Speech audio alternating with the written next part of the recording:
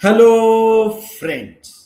दोस्तों, सोने पे इंपोर्ट ड्यूटी बढ़ चुकी है और आज भारत सरकार का फैसला आ गया है कि चीनी के एक्सपोर्ट पे भी बैन लग रहा है। 30 सितंबर 2026 तक भारत सरकार ने चीनी बनाने वाली कंपनियों को हिदायत दी है कि वो एक्सपोर्ट नहीं कर सकते हैं। एक्सपोर्ट पे कंप्लीटली बैन लग गया है और सोने के ऊपर में इंपोर्ट ड्यूटी बढ़ना, चीनी के ऊपर में एक्सपोर्ट बैन लगना, ये सारी चीजें इंगित करता है कि भारत सरकार फुल टू पैनिक मोड में आ गई है। इस पैनिक का क्या रीजन है, क्यों ये पैनिक बटन प्रेस किया है भारत सरकार ने, आज हम इसी विषय पे बात करेंगे। दोस्तों, इस विषय पे बात आरंभ करने से पूर्व आपके साथ एक खुशखबरी शेयर कर देना चाहता हूं कि करंट अनप्लग बाय राजीव के सब्सक्राइबर्स 11,000 क्रॉस कर चुके हैं। जी हां, हमारे सब्सक्राइबर 11,000 क्रॉस कर गए हैं। दोस्तों, मैंने जब ये शुरू किया था चैनल, तब मैंने मन में ठाना था कि 10,000 सब्सक्राइबर मिनिमम कैसे भी बनाऊं, और मुझे लगा था कि शायद 2-3 साल लगेंगे। जून एंडिंग से मैंने थोड़ा सा सीरियसली इस चैनल को रन करना शुरू किया। उसके पहले तक आपको मालूम है फॉर्च्यून में था, तो फोकस वहां था। हालांकि ये चैनल दिसंबर 2024 से ही शुरू हो गया था। 28 दिसंबर 2024 को पहला वीडियो हमने बनाया था, यानी लगभग 2025 आप समझ लीजिए। परंतु सीरियसली जो है, ये जुलाई से चैनल रन करना शुरू किया था और 1 साल लगभग हो गए हैं हमको सीरियसली ये चैनल रन करते हुए, और 11,000 सब्सक्राइबर्स हो गए हैं। इसके लिए मैं आप सभी को धन्यवाद देना चाहता हूं कि आप सभी ने मेरा बहुत अच्छे से साथ निभाया। ना केवल 11,000 सब्सक्राइबर्स चैनल के हुए हैं, बल्कि एनुअल पेड वीडियो देखने वाले मेंबर्स जो हैं वो 88 हो गए हैं। 88 आज मैंने काउंट किया, अभी तक अंदाजे पे ही आपको बता रहा था। 88 एनुअल पेड सब्सक्राइबर्स हो गए हैं। दोस्तों, लोग चवन्नी और अठन्नी भी अपनी जेब से नहीं निकालते। यहाँ पे 15,000 रुपए पे करके एनुअल सब्सक्रिप्शन यदि ले रहे हैं पेड वीडियोस का, इसका मतलब है कि कहीं ना कहीं उनको मेरा चैनल देखने से फायदा हो रहा है। अगर आप लोग भी एनुअल सब्सक्रिप्शन लेना चाहते हैं तो आप मुझे 9860317209 पे संपर्क कर सकते हैं। दोस्तों, 18 मई को मैं एक पेड वीडियो लेके आ रहा हूं। पेड वीडियो की फीस 1,500 रुपए है। सारे इंडिविजुअल पेड वीडियोस की फीस 1,500 रुपए रहती है। इसलिए मैं आप सभी को यही रिक्वेस्ट करता हूं कि आप लोग एनुअल मेंबरशिप ले लीजिए, ताकि क्योंकि वो आपके लिए ज्यादा किफायती होगा। कॉस्ट बेनिफिट एनालिसिस करें तो that is more favourable to audience. अब शुरू करते हैं आज के विषय पे बातचीत कि भारत सरकार पूरी तरीके से पैनिक मोड में क्यों नजर आ रही है। दोस्तों, डॉलर के मुकाबले रुपया जो है वो लगभग 95.8 कल छू चुका है, विच इज आई गेस सबसे लोएस्ट पॉइंट रहा है अभी तक का। और भारत सरकार को ये डर सता रहा है कि कहीं ये 100 के आसपास ना आ जाए। 98-99 तक पहुंचने की बात लोग कर रहे हैं। दिवाली तक ये पहुंच जाएगा यदि चाइना किसी भी तरीके का मध्यस्थता नहीं करता है अमेरिका और ईरान के युद्ध में। तो ऐसा बताया जा रहा है, एक्सपर्ट्स बोल रहे हैं कि 98 पहुंच सकता है ये दिवाली तक। अब इस चीज को लेकर सरकार बहुत ज्यादा परेशान है। ये जितने भी कवायद की जा रही है, ये इसीलिए की जा रही है कि करेंसी यानी रुपया जो है हमारा, वो किसी भी हाल में डॉलर के मुकाबले इसका इसको जो क्षति हो रही है, जो लॉस हो रहा है, वो कहीं ना कहीं थम जाए। हमने देखा है कि अक्टूबर 2024 में, जहां तक मुझे याद आ रहा है, भारत का रुपया 83-84 के आसपास में था डॉलर के मुकाबले।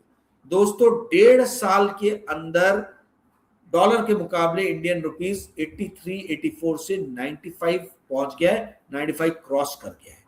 तो आप ये समझिए कि ये जो डाउनफॉल हुआ है, ये कहीं ना कहीं बताता है कि इंडिया की इकोनॉमी में इंडिया की इकोनॉमी के स्ट्रक्चर में इनहेरेंट कहीं ना कहीं कमजोरियां हैं।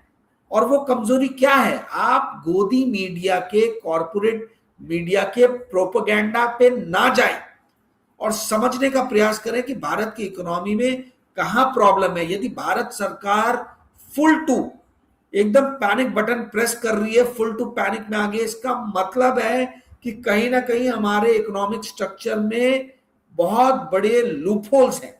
वो लूपहोल्स क्या है वो आपको समझना जानना बहुत जरूरी है दोस्तों। पहला लूपहोल ये है जो हमारी रुपये जो है, एक बात आप समझ लीजिए, भारत सरकार का बस नहीं है रुपये को कंट्रोल करना, अन्यथा इनका जिस जिस के ऊपर में बस है कंट्रोल करना, उन सबको अभी तक कंट्रोल कर चुके हैं। परंतु रुपया जो भारत की करेंसी है, इसके ऊपर में इनका किसी भी तरीके से जोर आजमाइश दम नहीं चल रहा। भारत सरकार ऑलरेडी, यानी भारत सरकार तो नहीं कहना चाहिए, भारत का जो सेंट्रल बैंक है ऑलरेडी $80 बिलियन से ज्यादा का जो है वो ऑफशोर मार्केट में फॉरवर्ड बुक्स जो है इसके, उसमें $80 बिलियन पे शॉर्ट है। वो उसके बुक्स पे लायबिलिटी है, क्योंकि कभी ना कभी उसको ये पोजीशन कट ऑफ करना पड़ेगा। ठीक है, तो स्क्वायर ऑफ करना पड़ेगा मतलब। तो कहने का अर्थ ये है कि भारत सरकार डॉलर तो बहुत बेच रही है ताकि गिरते हुए रुपये को कहीं ना कहीं स्टेबिलिटी प्रोवाइड की जाए, परंतु वो हो नहीं पा रहा है। तो अब सवाल ये उठता है कि हमारा रुपया गिर क्यों रहा है? गिरने का 2-3 जो मेन बड़ा रीजन है, मैं आज आपको वो समझाना चाहता हूं दोस्तों। सबसे बड़ा और सबसे इंपॉर्टेंट रीजन ये है कि भारत की इकोनॉमी जो है ये कंप्लीटली इंपोर्ट डिपेंडेंट इकोनॉमी है। ठीक है, हम इंपोर्ट ज्यादा करते हैं, हम सेवन ज्यादा करते हैं, उपभोग ज्यादा करते हैं, हमारा एक्सपोर्ट निर्यात उसके मुकाबले कम है। और जब मैं ये कहूं तो इसका मतलब है मर्चेंडाइज, यानी प्रोडक्ट इंपोर्ट और एक्सपोर्ट की मैं बात कर रहा हूं, सर्विसेज की बात नहीं कर रहा हूं, गुड्स की बात कर रहा हूं। ठीक है, तो दोस्तों होता यह है, देखिए किसी भी कंट्री का जो बैलेंस ऑफ पेमेंट होता है उसके 3 पार्ट्स रहते हैं, 3 भाग रहते हैं। सबसे पहला रहता है करंट अकाउंट, दूसरा रहता है कैपिटल अकाउंट, तीसरा रहता है रिजर्व अकाउंट। अब ये जो करंट अकाउंट है, जो सबसे मेन पार्ट है, सबसे मुख्य भाग है, इसके भी 3 भाग रहते हैं। सबसे पहला जो करंट अकाउंट का भाग है उसको आप ये समझ लीजिए कि primary balance, secondary balance, trade balance, ये 3 अलग अलग भाग है। ट्रेड बैलेंस के अंदर में इंपोर्ट और एक्सपोर्ट के डाटा रहते हैं। इंडिया हमेशा से इंपोर्ट ज्यादा करता है एक्सपोर्ट के बनिस्बत, इसलिए हमारा ट्रेड बैलेंस हमेशा नेगेटिव रहा है, डेफिसिट में रहा है। अब इस डेफिसिट को कुछ हद तक जो है वो प्राइमरी बैलेंस भर देता था। प्राइमरी बैलेंस का अर्थ है कि भारत के लोग जो बाहर गए हैं, दुबई में, कुवैत में, है ना, आपके सऊदी अरबिया में, अमेरिका में, कनाडा में, इंग्लैंड में, वहां से जो पैसा कमा के ये अपने परिवार को भेजते हैं वो प्राइमरी बैलेंस का पार्ट है। तो ये जो रेमिटेंसेस हमको आता था फॉरेन से, ये लगभग 120-125 बिलियन डॉलर के आसपास होता था। ट्रेड डेफिसिट, जो ट्रेड बैलेंस हमारा नेगेटिव होता था, वो करीबन 250 बिलियन डॉलर के आसपास होता था। तो कुछ हद तक कम जो है वो आपका प्राइमरी बैलेंस कर देता था। ठीक है, परंतु ये पूरा नहीं इसको पाट पाता था, तो उसकी भरपाई होती थी कैपिटल अकाउंट से। करंट अकाउंट जो है उसका थोड़ा बहुत उसको न्यूट्रलाइज जो है वो कैपिटल अकाउंट करता था। देश का बैलेंस ऑफ पेमेंट का इक्वेशन आप याद रखिए, हमेशा याद रखिए, लिख लीजिए कहीं पे, क्या है देश का किसी भी देश का बैलेंस ऑफ पेमेंट का इक्वेशन रहता है current account plus capital account plus reserve account is equal to 0। दोस्तों ये सब ऐसी बातें जो आपको कोई न्यूज़पेपर में पढ़ने के लिए नहीं मिलेगी, कोई चैनल में आपको कोई बताएगा नहीं। ये बहुत ही ज्यादा आप कह लीजिए नीश है, बेसिक है पर नीश है, बहुत कम लोग ये बातें बताते हैं। इसलिए मैं बता रहा हूं तो उसको ध्यान से सुनिए और याद रखिए, इससे आपके फंडामेंटल, इसके आपके कॉन्सेप्ट जो है इकोनॉमिक्स के, ये क्लियर होंगे। तो ये जो इक्वेशन मैंने आपको बताया, current account plus capital account plus reserve account is equal to 0, इसमें अभी तक होता यह था कि हमारा करंट अकाउंट नेगेटिव रहता था क्योंकि ट्रेड बैलेंस नेगेटिव रहता था, परंतु कैपिटल अकाउंट यानी कि जो पैसा बाहर से आ रहा है, कैपिटल अकाउंट के दो इंपॉर्टेंट भाग हैं, पार्ट हैं। पहला है एफआई यानी फॉरेन इंस्टीट्यूशनल इन्वेस्टर, और दूसरा है एफडीआई यानी फॉरेन डायरेक्ट इन्वेस्टमेंट। तो दोस्तों ये जो कैपिटल अकाउंट हुआ करता था, इस कैपिटल अकाउंट में अच्छा खासा जो है पॉजिटिव फ्लो हमें नजर आता था। स्टॉक मार्केट में भर भर के एफआईएस पैसे डालते थे और बाहर की कंपनीज इंडिया में कल कारखाने फैक्ट्रीज लगाती थी, तो एफडीआई भी जो है वो भी अच्छा खासा आ रहा था। परंतु 2024-25 में एफडीआई सिमट के हो गया मात्र $1 बिलियन, यानी महीने का $100 मिलियन का भी जो है वो एफडीआई नहीं आया। मैं साल का $1 बिलियन बता रहा हूं, एक महीने का नहीं बता रहा हूं, पूरे साल में मात्र $1 बिलियन का जो है वो एफडीआई आया, जो कभी 2019-19 में जो है प्री पेंडेमिक 45-50 बिलियन डॉलर हुआ करता था, वो मात्र $1 बिलियन पे समझ गया।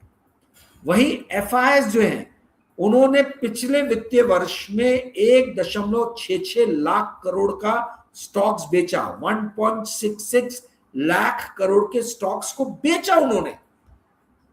तो दोस्तों कहां से कैपिटल अकाउंट पॉजिटिव होगा जब इतना ज्यादा पैसा भारत से बाहर जा रहा है?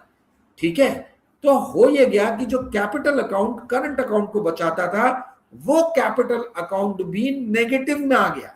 करंट अकाउंट तो पहले से ही नेगेटिव में था, ठीक है। तो अब बच गया तीसरा, रिजर्व अकाउंट। रिजर्व अकाउंट का अर्थ होता है आपके सेंट्रल बैंक में जो फॉरेक्स है, इसको आप समझ लीजिए रिजर्व अकाउंट है। अब बहुत इंपॉर्टेंट कॉन्सेप्ट कि क्यों भारत सरकार घबराई है। भारत सरकार ये रिजर्व अकाउंट को ही लेके दोस्तों घबराई है। रीजन ये है कि किसी भी देश का जो फॉरेक्स रिजर्व रहता है, हम हमेशा पढ़ते हैं अखबारों में foreign exchange reserve, foreign exchange reserve, forex, परंतु दोस्तों फॉरेक्स में जो सबसे इंपॉर्टेंट चीज है उसको कहा जाता है फॉरेन करेंसी एसेट, एफसीए। ये एफसीए जो है बेसिकली ये भंडार है, अलग अलग देश के कौन सी करेंसी भारत के सेंट्रल बैंक के पास में है, ठीक है। तो जैसे डॉलर हो गया, यूरो हो गया, पाउंड स्टर्लिंग हो गया, येन हो गया, युआन हो गया, स्विस फ्रैंक हो गया, ये सब जो है भारत सरकार के, भारत के सेंट्रल बैंक के, रिजर्व बैंक के पास में रखा हुआ है। इसी को कहा जाता है फॉरेन करेंसी एसेट। अब दोस्तों आपको जान के ताज्जुब होगा जो मैं बता रहा हूं, 2021 में भारत के फॉरेन एक्सचेंज रिजर्व में 90% जो था वो था फॉरेन करेंसी एसेट, 90%, ठीक है। आज की डेट में ये फॉरेन करेंसी एसेट घट के हो गया 77%। यहां तक कि 2000 सितंबर अक्टूबर में जब रुपया गिरना चालू हुआ, उसके पहले तक जो भारत का एफसीए था, आज उसमें 10% की गिरावट आ गई है। लगभग $550 बिलियन के आसपास में भारत का फॉरेन करेंसी एसेट था। भले हम अपना फॉरेन एक्सचेंज रिजर्व $680 बिलियन या $700 बिलियन बताएं, पर जो काम की चीज है जिसको यूज करके हम सामान आयात करते हैं, इंपोर्ट करते हैं, उसकी संख्या, उसका नंबर घट रहा है। फॉरेन करेंसी एसेट जो है आपके टोटल फॉरेक्स में घट रहा है। तो आप पूछोगे तो फिर फॉरेन एक्सचेंज रिजर्व बढ़ कैसे रहा है? बढ़ इसलिए रहा है क्योंकि हमारे देश के central bank, reserve bank of India के भंडार में जो गोल्ड है, जो पहले मान लीजिए $1000 पे मार्क किया गया था, उसको बढ़ा के अब $4000 पे मार्क कर दिया गया है। तो सीधी सी बात है, जब ये रीवैल्यूएशन होता है तो रीवैल्यूएशन के अंदर में प्राइसेस बढ़े हैं। तो अगर मान लीजिए 700 टन गोल्ड अगर भारत सरकार रिजर्व बैंक के पास में है, 700-800 टन, तो वो 800 टन का प्राइस सीधा सीधा ट्रिपल हो जाएगा। यदि 1000 से आपने 3000 कर दिया या 4000 किया तो 4 गुना हो जाएगा। तो कहने का अर्थ ये है कि फॉरेन करेंसी एसेट पे हमको ध्यान देना है। हमको गोल्ड कितना है या हमारे पास में आईएमएफ का स्पेशल ड्राइंग राइट क्या है, वो सब चीजें बेच के दोस्तों हम इंपोर्ट नहीं कर सकते, वो कोई स्टेबल वो नहीं है। मेन चीज है फॉरेन करेंसी एसेट, और फॉरेन करेंसी एसेट पहले ही भारत का रिजर्व बैंक जो है बहुत बड़ी मात्रा में यूज कर चुका है रूपी को स्टेबलाइज करने के लिए, और रूपी स्टेबल नहीं हो रही, रूपी गिरता चला जा रहा है डॉलर के मुकाबले। इस कारण से भारत सरकार बहुत ज्यादा परेशान है। तो चाहे ये सोना के आयात पे इंपोर्ट ड्यूटी बढ़ा रही है या चीनी के निर्यात पे रोक लगा रही है, ठीक है, चीनी के निर्यात पे रोक लगाने का तो मुझे तो समझ में नहीं आया। भाई इंडिया बहुत कम चीजें जो एक्सपोर्ट करता है, चीनी एक्सपोर्ट करता था, डॉलर कुछ मिल जाता है, इन्होंने उसके ऊपर में बैन लगा दिया। मोटा मोटी भारत 32 से 33 मिलियन टन शुगर प्रोड्यूस करता है और लगभग इतना ही जो है कंज्यूम करता है, ठीक है। और हमारे पास में इन्वेंट्री में स्टॉक्स में भी शुगर है। कहा यह जा रहा है कि अल नीनो इस बार आएगा तो हो सकता है कि शुगर का प्रोडक्शन कम हो। आपको मालूम है अल नीनो के कारण बारिश कम होगी, शुगर जो है वो बहुत ज्यादा, यानी शुगर केन जो है, गन्ना जो है बहुत ज्यादा पानी खाता है, तो पानी कम होगा तो गन्ने की खेती हो सकता है ज्यादा ना हो, उसमें कमी आए। तो उस भय, उस डर से भारत सरकार ने पहले ये स्टेप ले लिया कि शुगर के एक्सपोर्ट पे बैन लगा दो ताकि भारत के अंदर में शुगर की कमी ना हो। मुझे जहां तक लगता है ये लॉजिक है, परंतु ये बहुत जल्दी उन्होंने डिसीजन ले लिया, पैनिक बटन में बहुत जल्दी उन्होंने प्रेस कर दिया। उनको रुकना चाहिए था। 30 सितंबर तक के लिए बैन लगाया है। मुझे लग रहा है कि जून एंडिंग या जुलाई, मिड जुलाई तक ये बैन हट जाएगा, जब एक बार ये असेस कर लेंगे, या मैक्सिमम अगस्त तक, जब इनको ये असेसमेंट हो जाएगा कि भैया जितना देश को शुगर चाहिए उतना शुगर है, परंतु देश को जितना डॉलर चाहिए उतना डॉलर नहीं है। तो ये हर चीज जो एक्सपोर्ट बैन किए हैं उसके ऊपर से बैन हटाएंगी ताकि भारत में बहुमूल्य प्रीशियस डॉलर की कमाई होती रहे। इसीलिए इसके ऊपर में मैं और प्रकाश डालूंगा मेरे 18 मई के पेड वीडियो में। दोस्तों आप लोग जो भी देखना चाहते हैं संपर्क कर सकते हैं, मैंने अपना मोबाइल नंबर आपको पहले ही बता दिया। दोस्तों foreign currency asset capital account का नेगेटिव होना, इंडियन सेंट्रल बैंक यानी रिजर्व बैंक ऑफ इंडिया का ऑफशोर मार्केट में 80 बिलियन डॉलर से ज्यादा का शॉर्ट पोजीशन खड़ा रहना, ये कुछ 3-4 रीजंस हैं इंपॉर्टेंट, जिसके कारण भारत सरकार अंदर ही अंदर बहुत डरी हुई है, घबराई हुई है, और जिसके लिए हम देख रहे हैं कि वो ये सारे स्टेप्स उठा रही है। एक्सपोर्ट बैन चीनी पे लग गया है, गोल्ड पे इंपोर्ट ड्यूटी बढ़ गया है। अब आगे क्या होगा, आगे क्या होगा आप ये अंदाजा लगाइए और कमेंट बॉक्स में लिखिए। दोस्तों 11,000 सब्सक्राइबर्स हो गए, थोड़े कमेंट भी आप बढ़ाएं। कल के वीडियो पे अच्छे कमेंट मिले, कुछ 40 एक कमेंट आए हैं। मैं ये चाहता हूं, लगभग 1,500 के आसपास लोगों ने देखा है। यदि आप वीडियो देख रहे हैं तो आपको उसके ऊपर में जो भी कंस्ट्रक्टिव कमेंट हो वो आप दीजिए। आप मुझे निर्देश मत दीजिए, इंस्ट्रक्शन मत दीजिए कि आप ये कीजिए वो कीजिए। मुझे जो करना मैं अपने मन से करूंगा। मैं पहले भी आप लोगों को बता चुका हूं कि मैंने जहां जहां काम किया है मेरा कहीं भी अपने मालिकों से पटा नहीं है। आज की डेट में यूट्यूब पे काम कर रहा हूं, जनता मेरी मालिक है, तो मेरा ट्रैक रिकॉर्ड बहुत खराब है, तो जनता के साथ में मेरे व्यू कभी मैच नहीं करने वाले हैं। इसीलिए मैं कोई बहुत ज्यादा गंगो या उत्साहित नहीं हूं कि मेरे सब्सक्राइबर्स बहुत ज्यादा बढ़ेंगे, पर बढ़ रहे हैं तो मुझे बहुत खुशी हो रही है। तो कहने का अर्थ ये दोस्तों, काम मैं अपने मन से करता हूं, किसी के दिशा निर्देश में नहीं करता हूं। कल भी किसी आदमी ने अनाप शनाप कमेंट किया था, उसको मैंने जवाब दे दिया जो मुझे देना था। आपके पास में कुछ कंस्ट्रक्टिव चीजें बताने के लिए तो आप बताएं, कृपया करके दिशा निर्देश ना दें, डायरेक्शन ना दें, ये मेरा आपसे रिक्वेस्ट है। दोस्तों वीडियो यही समाप्त करूंगा। यदि आपको आज का वीडियो पसंद आया होगा तो कृपया करके इस वीडियो को लाइक और शेयर कीजिएगा, और इस चैनल को सब्सक्राइब करने के लिए अपने मित्रों को कहिएगा। रात के 10:05 हो गए हैं, 25 से 30 मिनट में ये वीडियो आपको मिल जाएगा। Thank you friends, bye, good night.